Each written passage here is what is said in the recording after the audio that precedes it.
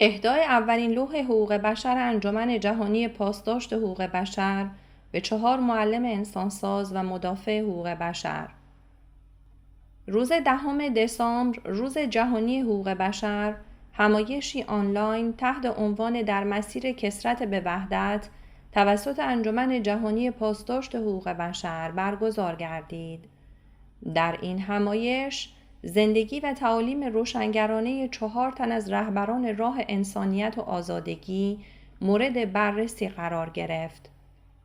در این همایش خانم هیون مجری برنامه توضیحاتی را در خصوص مناسبت و دلیل نامگذاری این روز به نام روز حقوق بشر ارائه داد و سپس به معرفی مختصر شخصیت‌های مورد بحث در این همایش، یعنی مهاتما گاندی، رهبر استقلال هند، دکتر مارتین لوتر کینگ، رهبر جنبش ضد تبعیض نژادی، مادر ترزا، راهبه، پرستار و مدیر امور خیریه که از سوی کلیسا به عنوان یک قدیس شناخته شده است، و دکتر نورعلی تابنده، حقوقدان، مدافع حقوق بشر و قطب بیش از 8 میلیون درویش گنابادی پرداخت. Ladies and gentlemen, good evening. Thank you so much for inviting me to help our city mark International Human Rights Day. It is a day close to our city's heart, and the title, From Conflict to Unity, is a message we've been proud to spread around the world for the past 80 years. Coventry is a city of peace and reconciliation. It's a city of sanctuary and a welcoming, vibrant, multicultural city. آنگاه مهمان ویژه این همایش خانم لورد ان لوکاس، شهردار شهر کاونتری، بیاناتی را در خصوص اهمیت اصول بنیادین حقوق بشر ایراد کرد و تاریخچه‌ای از سوابق فعالیت‌های شهر کاونتری در اشاعه ارزش‌های حقوق بشری به ویژه صلح و دوستی را ارائه داد. شهر کاونتری در طول جنگ جهانی دوم متحمل بیشترین تلفات و خسارات در میان شهرهای انگلستان بود، لذا بلا فاصله پس از پایان جنگ صلح و دوستان این شهر فعالیت‌های خود را بر اشاعه صلح و دوستی در سراسر جهان و به ویژه در اروپای جنگ زده آغاز کردند. پس از پایان سخنان خانم لورد ان لوکاس، شهردار شهر کاونتری، به نیابت از دکتر سید مصطفی آزمایش، مدیر مسئول انجمن جهانی پاسداشت حقوق بشر، لوح حقوق بشر این انجمن را به 4 رهبر راه آزادی و انسانیت اهدا می‌نماید. The award was first announced by the founding director, Dr. Syed Mustafa Asmayesh, for those who've made considerable efforts in the field of human rights and helped to create global peace, harmony, and unity. It will be my honor to present the award on behalf of the City of Coventry to celebrate the legacies of Mahatma Gandhi, Dr. Martin Luther King Jr., Mother Teresa, and Dr. Noor al-Tabani, amazing people who taught us so much. Ladies and gentlemen, this year has been a difficult one, but it has shown us that no matter what nation we live in or what faith we follow, we are one people. We have all faced the same challenges, suffered the same heartaches, and united to beat a pandemic that has threatened us all. We must learn from that and go forward as friends to drive persecution and hatred from our world. As a city of peace and reconciliation, Coventry will be proud to help lead the way. Thank you and my best wishes for the future. سپس سخنرانان به ترتیب تقدم زمان فوت رهبران راه انسانیت و آزادگی به ایراد سخنرانی پرداختند. ابتدا دکتر نیتیش راوت به معرفی برخی از جنبه‌های کمتر شناخته شده مهاتما گاندی و روش وی در برابر سایر ادیان و نهله‌های فکری پرداخت. وی در ادامه تصریح کرد که مهاتما گاندی در طول زندگیش بر اساس ساتیاگراها یا فلسفه خشونت پرهیز که استفاده از هر نوع ترور و خشونت را برای رسیدن به هدف نفی می‌کرد بنیان نهاد. And thank you, IOPHR, for giving me a chance to speak on the occasion of International Human Rights Day and on the topic of conflict, from conflict to unity. I'm not a master in speaking about Gandhiji. Nobody can be a master in speaking about Mahatma Gandhi. The thin book, the most thinnest book that I've ever read about Mahatma Gandhi was this thick. So it's really difficult to comprehend everything and compile everything in 5 minutes, but I'll give my best go. Gandhiji had famously said, Mahatma Gandhi, or Gandhiji as he is rightly said in Indian subcontinent, is Mahatma Gandhi had rightly said that world has got adequate for everybody's need, but grossly inadequate for even someone's greed. For a very simple reason, needs have got limited resources, are limited, whereas greeds are unlimited. Gandhiji was again a great political thinker, and he believed that politics should be a branch of moral science and moral ethics. Moral principles have to be adhered to by the politicians, by the policymakers, along with the population, so that there is no dividing line between haves and haves not, which is the main source of conflict across all over the world. In a post-COVID world, when, yes, all of the community came together to help each other out, to knock on the people's door, to take care of each other, to give medicines to the people, to take care of vulnerable, to feed by setting up food banks. I just wish and I hope that this momentum stays even long after the COVID is gone, and Mahatma Gandhi would have been really happy to see the whole community coming together like this. But what we have to learn is that we are able to maintain this momentum 2, 3, 4 years down the line when the resources and the effects would be seen eventually. I would like to end my statement by giving a famous quote from Mahatma Gandhi: an eye for an eye will make the whole world go blind, and we will not be able to do what we are supposed to do. So thank you guys. Thanks a lot again for giving me a chance to speak today. خانم دنیس پیتر سخنان خود را با ذکر نکاتی از سخنرانی معروف مارتین لوتر کینگ، رهبر جنبش ضد تبعیض نژادی در آمریکا، تحت عنوان من رویای آن دارم که در سال 1963 ایراد شده بود آغاز کرد و با نمایش اسلایدهایی نشان داد که بسیاری از دستاوردهای امروز حقوق بشر 60 سال پیش تنها آرزو و رویایی بیش نبود و تصریح کرد که البته هنوز هم تمامی اهداف حقوق بشری به طور کامل محقق نشده است. How it is now here.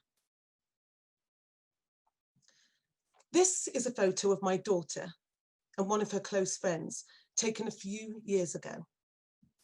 Now I love this because it sums up how I want both mine and my daughter's life to be like, full of love, friendship, and unity. I love that there's this beautiful brown-skinned, afro-haired child and a beautiful blonde, blue-eyed child in a strong embrace.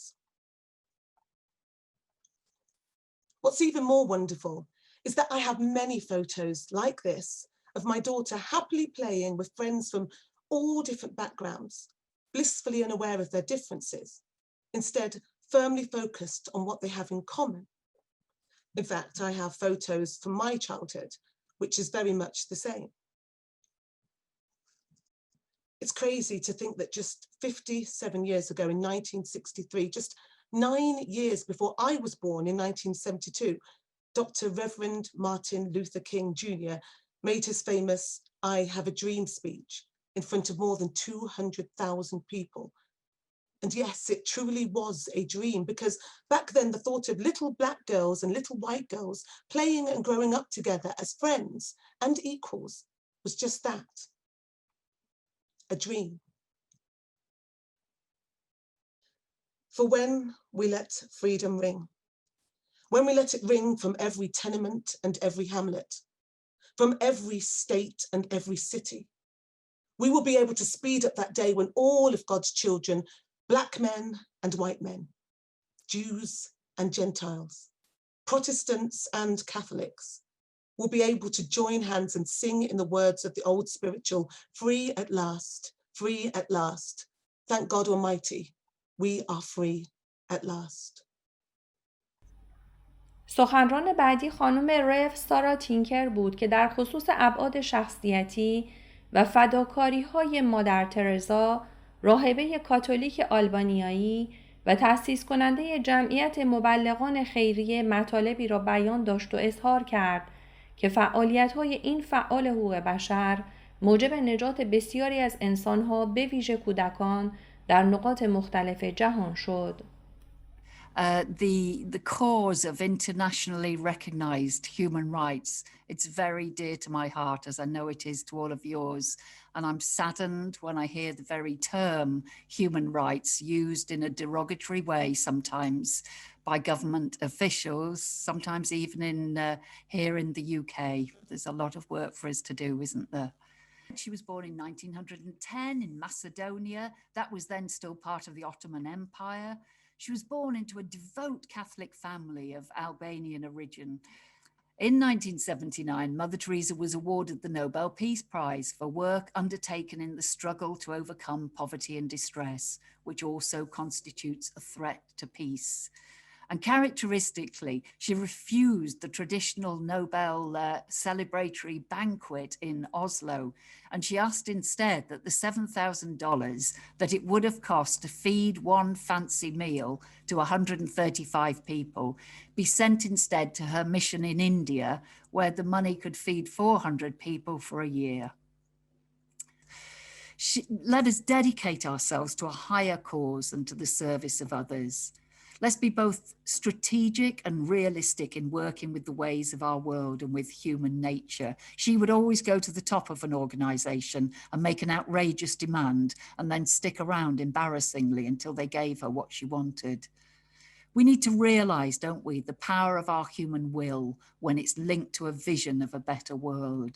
And we need to utilize the strength of loving compassion as a guiding principle in life. And, you know, rather than aim for sainthood, all of us, I'd encourage us all to admit our oh so human faults and foibles and allow and encourage ourselves and everyone else to be whole, rounded people.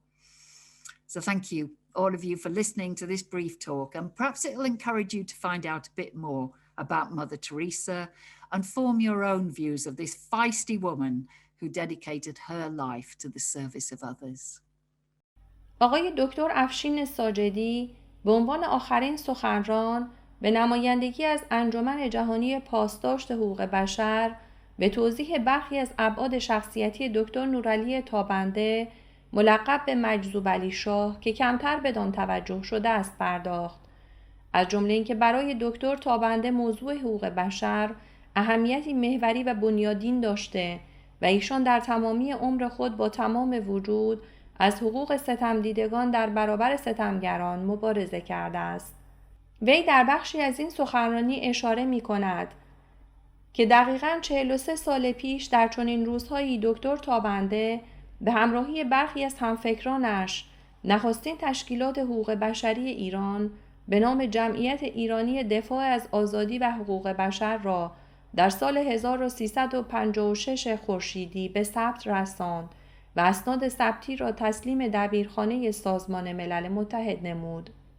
آقای ساجدی طی سخنانش به نامه‌ای اشاره می‌کند که دکتر تابنده و همفکرانش در سالهای میانی دوران جنگ ایران و عراق خطاب به روح الله خمینی نگاشته و او را از ادامه جنگ برحذر داشتند. دکتر ساجدی همچنین اندکی از صدماتی را که دکتر نورعلی تابنده در راه مبارزه آزادی خواهانه خود متحمل شده بود برشمرده، از جمله بازداشت و شکنجه وی متعاقب ارسال نامه دلسوزانه به رئیس جمهور وقت و نیز فوت همسرشان در پی دسیسه‌های مقامات امنیتی. Ladies and gentlemen, I am honored to be given this opportunity to talk about one of the greatest figures of contemporary Iranian history, Dr. Nurali Tabande, also known by his spiritual title of Majzub Ali Shah. Dr. Tabande was a prominent jurist and expert in Islam and freedom fighter, a mystic and a spiritual leader of 8 million Ganabadi Sufis in Iran and around the world. To speak about such unique and transnational individual whose character extends beyond time is not an easy thing to do in a 10-minute speech. خانم ها و آقایان، جای بسی خوشوقتی است که امروز این فرصت به من داده شده است تا در مورد یکی از بزرگترین چهره‌های تاریخ معاصر ایران، یعنی دکتر نورعلی تابنده که با عنوان معنوی مجذوب علی شاه نیز شناخته می شود صحبت کنم. دکتر تابنده یک حقوقدان برجسته، اسلام شناس، مبارز راه آزادی، عارف و رهبر معنوی بیش از 8 میلیون صوفی گنابادی در ایران بود. سخن گفتن در مورد این چنین فردی منحصر به فرد و فراملیتی که شخصیت وی از زمان نیز فرا می رود در یک سخنرانی 10 دقیقه‌ای کار آسانی نیست. In the spirit of today's event on International Human Rights Day, I will start by stating that for Dr. Tabande, human rights was always at the center of his beliefs. One of his most famous quotes by Dr. Tabande is as follows: "No saint in the world is more sacred than a human life." This phrase encompasses the core element of the concept of human rights and his approach toward others, as the sanctity of human life was always a non-negotiable principle for Dr. Tabande. با توجه به مناسبت رویداد امروز، یعنی روز جهانی حقوق بشر، میل دارم سخنم را با بیان این نکته شروع کنم که در اعتقادات دکتر تابنده حقوق بشر دارای جایگاهی محوری بود. در اینجا جا دارد به یکی از معروفترین سخنان دکتر تابنده اشاره کنم که فرمود: هیچ مقدسی در دنیا مقدستر از جان یک انسان نیست. این عبارت در حقیقت عنصر اصلی مفهوم حقوق بشر بوده و رویکرد او را نسبت به دیگران بیان می کند، چرا که تقدس جان انسانها همواره اصل غیر قابل بحث برای دکتر تابنده بود. دکتر نورعلی تابنده در سال 1927 در قریه بیدخت نزدیک گناباد در شرق ایران متولد شد. وی ابتدا وارد دبیرستان شد و همزمان به تحصیل در رشته‌های ادبیات و علوم تجربی پرداخت و در هر دو رشته با درجه عالی فارغ التحصیل شد. وی سپس وارد دانشگاه شد و به تحصیل در رشته حقوق پرداخت. دکتر تابنده پس از فارغ التحصیلی از دانشگاه در اولین شغل خود به عنوان کارمند به استخدام وزارت امور خارجه درآمد، اما پس از مدتی خواستار انتقال به وزارت دادگستری گردید. دکتر تابنده در وزارت دادگستری ابتدا به عنوان مستشار دادگاه و سپس در سمت قاضی به خدمت مشغول شد و سوابقی درخشان از خدمات و دستاوردهای موفقیت‌آمیز را از خود به یادگار گذاشت. وی اندکی بعد برای ادامه تحصیل عازم کشور فرانسه شد و در دانشگاه سوربن برای اخذ درجه دکترای حقوق ثبت نام کرد. دکتر تابنده در سال 1957 پس از اخذ درجه دکترای حقوق از دانشگاه سوربن به تهران بازگشت و در دادگستری مشغول به کار شد و همزمان به مبارزه با دیکتاتوری آن زمان پیوست. دکتر نورعلی تابنده هم قبل و هم پس از انقلاب سال 1979 و در طول زندگی خود همواره نقش فعالی در جامعه داشت. وی همیشه صدای بی صداها بود و مردانه بر اصول خود ایستادگی می‌کرد. او با بر عهده گرفتن وکالت رایگان و افتخاری از حقوق افرادی دفاع می‌کرد که هیچ وکیلی جرأت وکالت آنها را نداشت. او به حق دسترسی هر شخصی به وکیل اعتقادی راسخ داشت. یکی از بارزترین نمونه‌های آن پیش از انقلاب اسلامی مورد آیت الله پسندیده برادر خمینی بود. این امر به ویژه از آنجایی که روحانیونی که آن زمان خطبه می‌گفتند و بر علیه شاه صحبت می‌کردند تحت فشار شدید قرار می‌گرفتند دارای اهمیت فراوان است، چرا که هیچ کس جرأت نداشت وکالت این چنین افرادی را بر عهده گیرد. اما دکتر نورعلی تابنده با قبول وکالت آیت الله پسندیده از حقوق او در دادگاه دفاع کرد. دقیقاً 43 سال پیش درست در چنین روزی، یعنی 10 دسامبر سال 1977، دکتر تابنده و همکارانش اولین سازمان رسمی حقوق بشری در ایران را به ثبت رساندند. جمعیت ایرانی دفاع از آزادی و حقوق بشر ایران. آنها سپس اسناد ثبت شده را به دبیرخانه سازمان ملل متحد ارسال نمودند. در مراحل اولیه پس از انقلاب سال 1979 در ایران، دکتر تابنده در دولت موقت بازرگان ابتدا به عنوان معاون وزیر دادگستری و سپس به عنوان معاون اول وزارت دادگستری به خدمت اشتغال داشت و در این مدت برای حفظ یکپارچگی و استقلال قوه قضاییه و به منظور جلوگیری از فساد دولت به طور خستگی‌ناپذیر تلاش کرد. متاسفانه با نفوذ رژیم حاکم قانون اساسی ایران تحریف شده و همه قضات مستقل و منصف کنار گذاشته شدند که این امر انجام وظیفه را برای دکتر تابنده غیر ممکن ساخت و موجب آن شد که وی از سمت خود استعفا دهد. به دنبال آن وی به عنوان یکی از عالی رتبه ترین وکلای مدافع همچنان به فعالیت‌های خود ادامه داد. به همین ترتیب پس از انقلاب اسلامی دکتر نورعلی تابنده به طور داوطلبانه و بدون قبول هیچ گونه وجهی وکالت قانونی مهندس امیر انتظام را که به عنوان زندانی سیاسی با طولانی ترین مدت حبس در جهان شناخته میشد و به اعدام با تنبه‌دار محکوم شده بود بر عهده گرفت. دکتر نورعلی تابنده توانست با دفاع از موکل خود حکم اعدام را لغو کرده و آقای انتظام را از مرگ حتمی برهاند. دکتر نورعلی تابنده فارغ از اعتقادات و جهانبینی سیاسی در بین همه گروه‌های سیاسی و اجتماعی بسیار مورد توجه و احترام بود و در واقع نقطه وحدت بین همه گروه‌های مخالف بود و به عنوان منبع الهام تلقی می‌شد. وی به عنوان عضو بنیانگذار کمیته دفاع از حقوق بشر ایران به نمایندگی از وکلای افتخاری در دادگاه‌ها فعالیت می‌کرد.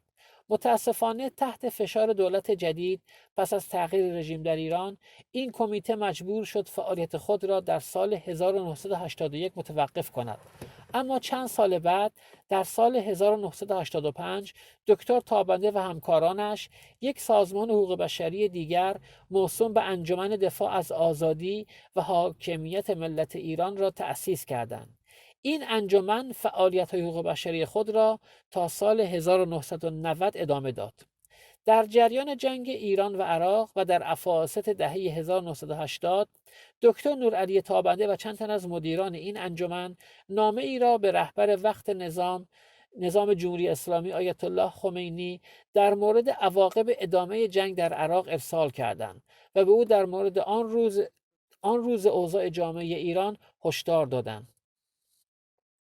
به دنبال این خمینی جنگ ایران و عراق را حقیقتاً و بر اساس نامه‌ای که به عنوان هشدار برای ارسال شده بود به درستی متوقف کرد. با این حال پس از این در سال 1989 خمینی که رهبر ایران بود جای خود را به خامنه‌ای داد و او بلافاصله پس از ورود اقدام به تغییر قانون اساسی کرد تا قدرت بیشتری به رهبری بدهد. بار دیگر در سال 1990 دکتر نورعلی تابنده و چند تن از مدیران انجمن دفاع از آزادی و حاکمیت ملت ایران نامه دیگری خطاب به رئیس جمهور وقت ایران در اعتراض به این واقعیت که اصلاحات جدید قانون اساسی قدرت بیشتری به رهبر داده و غیر دموکراتیک هستند را نگاشتند. این نامه به امضای 90 فعال سیاسی مشهور در داخل ایران و 216 فعال دیگر در خارج از کشور رسید که متعاقب آن دکتر تابنده و 22 تن از امضا کنندگان این نامه دستگیر و مورد شکنجه شدید قرار گرفتند. تحمل حبس و انواع شکنجه‌های قرون وسطایی در زندان فقط برای نوشتن یک نامه کابوسی است که در رژیم حاکم بر ایران اتفاق می‌افتد و این تنها یک نمونه از قساوت‌هایی بود که دکتر تابنده به خاطر ایستادگیش متحمل شد. Being sent to jail and being subjected to medieval forms of torture just for writing a letter is a nightmare that happens under Iran's ruling regime. And this was an example of the cruelties that Dr. Tabande endured for the standing up for what is just at all costs. During his detention, prison officials contacted Dr. Nurali Tabande's wife and intentionally gave her the false news of Dr. Tabande's execution to increase pressures and expose her to further psychological torture. The shock that this news brought to the faithful and devoted wife of Dr. Nur Ali Tabande led to her immediate cardiac arrest, and she passed away whilst on phone. The tragedy did not stop here, as Dr. Nur Ali Tabande was not even allowed to attend his wife's funeral. در طول بازداشت وی، مقامات زندان با همسر دکتر نورعلی تابنده تماس گرفتند و به طور عمدی خبر دروغ اعدام قریب الوقوع دکتر تابنده را به وی دادند تا فشارها را افزایش داده و او را در معرض شکنجه‌های روحی بیشتر قرار دهند. شوکی که این خبر برای همسر مؤمن و فداکار دکتر نورعلی تابنده ایجاد کرد، منجر به ایست قلبی فوری وی شد و وی در حالی که هنوز گوشی تلفن را در دست داشت درگذشت. البته این همه فاجعه نبود، چرا که دکتر نورعلی تابنده حتی اجازه حضور در مراسم خاکسپاری همسرش را نیز نیافت. چند ماه بعد دکتر نورعلی تابنده از زندان آزاد شد و به فعالیت‌های حقوق بشری خود همچنان ادامه داد. در سال 1996 سلف دکتر تابنده طی توطئه از پیش طراحی شده به قتل رسید. پس از آن طبق وصیتش دکتر نورعلی تابنده قطب یا رهبر سلسله نعمت اللهی گنابادی شد. دکتر نورعلی تابنده به عنوان رهبر سلسله نعمت اللهی گنابادی مؤسسه امدادرسانی رضا را تأسیس کرد. مؤسسه‌ای که انواع خدمات و امکانات را برای افراد کم درآمد و سالخوردگانی که دیگر قادر به مراقبت از خود نبودند و کسی را هم نداشتند که از آنها مراقبت کنند تأمین می‌کرد. توجه به این نکته مهم است که این خدمات در دسترس همه شهروندان بود و به هیچ گروه خاصی محدود نمی‌شد.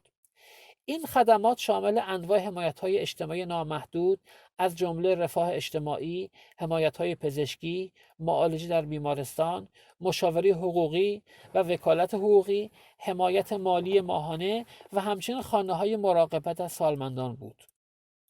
دکتر تابنده به عنوان رهبر سلسله گنابادی هر روز بیش از پیش با خرابکاری و آزار و اذیت بیشتری روبرو می‌شد، چنانکه در طی سالهای بعد ده‌ها عبادتگاه متعلق به سلسله گنابادی مورد حمله قرار گرفت و برخی از آنها به آتش کشیده شدند.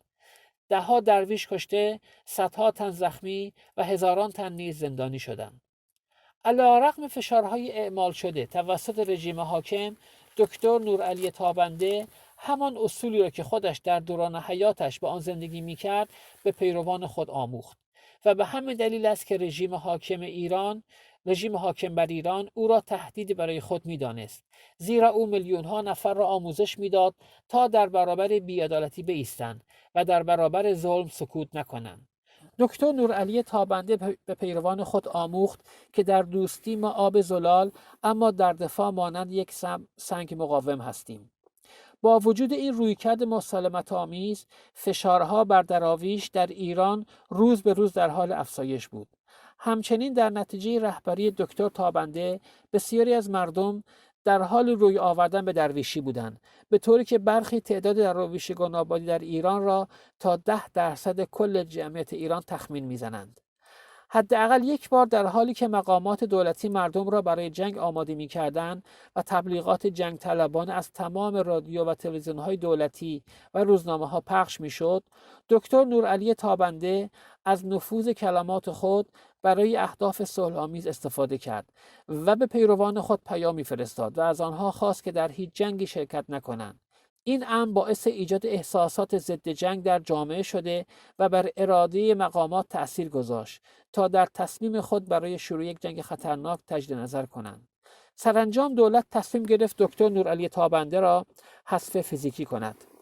ابتدا نیروهای امنیتی خانه او را محاصره کرده و سپس با کمک گروه 4 نفره مرکب از بستگان و اطرافیانش کنترل خانه وی را به دست گرفتند و وی را در حبس خانگی قرار دادند که 2 سال یعنی تا پایان عمر دکتر تابنده به طول انجامید. آنها پزشک معتمد وی را نیز دستگیر کردند و پس از تعیین یک تیم پزشکی خائن روند آهسته مسمومیت تدریجی وی را آغاز کردند. در جریان حبس خانگی 2 ساله دکتر نورعلی تابنده وی از صحبت محروم شد و هیچکس اجازه ملاقات با وی را نداشت.